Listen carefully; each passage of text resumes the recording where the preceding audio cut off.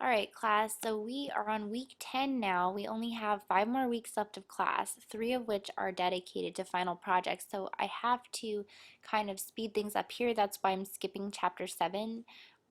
Chapter 7 goes into more detailed methods of making complicated selections.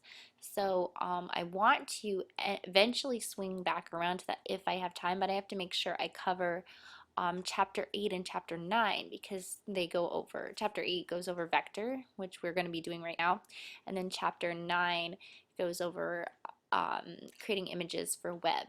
So I have to cover those two things, and I guess some of the other projects took 2 weeks instead of one, and so that's why.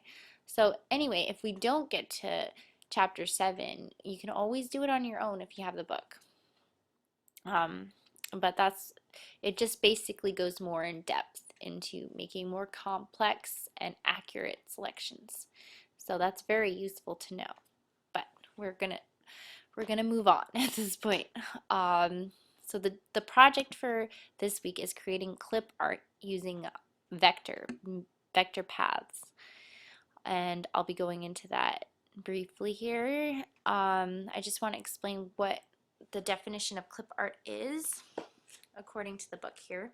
It says clip art refers to individual images or groups of graphics that are transferred across computer applications and platforms. So you can use clip art whether you're using PowerPoint or Photoshop or whatever application you want to use to create your flyer. It's very versatile. Um, let's see, it also has a tendency to be very illustrative and simple. It says vibrant drawings that feature solid blocks of color rather than just a photo. So usually photographs, like in this example, this mug would not be considered clip art. Usually clip art tends to be kind of simplified and with solid blocks of color. I think according to the definition in this book, logos would be considered clip art. Um, any type of graphic that you would pair with text. Um, for example, in stationery or creating basically flyers, any type of art that is not a photograph. It seems like they would categorize that as clip art. So clip art can be in different platforms. It could be a JPG, like a raster image with pixels, like we've been working in Photoshop, or it could be a vector, which is a different type of format. And I touched on it a little bit, but it's kind of hard to explain. I think the best way is to just show you the difference when we start creating a vector object. It's made out of mathematical paths called oh yes, Bezier curves. Okay, anyway, not that you need to know all of that right now, but I just want to differentiate that there's different formats and they all fall under clip art. Clip art is more like the look or the way it's used, the image. So the nice thing about using vector is that when you resize it, it's totally scalable. It doesn't degrade. The edges will always be crisp, whether it's going to be a small little icon on your stationery or you're blowing it up to the size of a billboard.